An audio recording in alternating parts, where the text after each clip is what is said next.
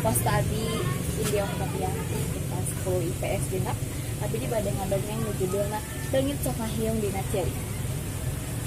Di zaman baheula aya hiji karajaan negara reungit anu diratuan ku reungit awewe. Eta reungit negara teh pohara beungharna. Tentara garagah kitu deui patihan anu satia. Sang ratu kacida gindingna pakaianna huruf herang ditambah batu gelang jeung suang. Meni wibawa pisan pokona mah sang ratu teh. Dina hiji peuting keur jemplang-jempling aya hiji sosok jelema anu asup ka karajaan reungit eta.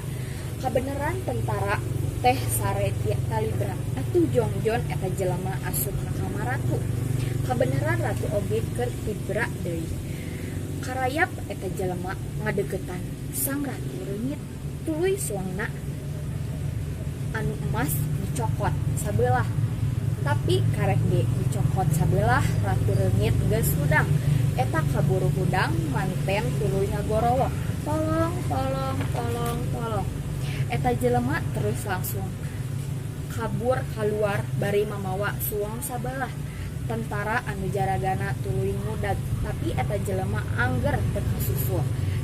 Isukna sang ratu ngarentah ka tentara jeung rakyatna sakabeh bangsa reungit kudu ngareangan suang anu paling eta.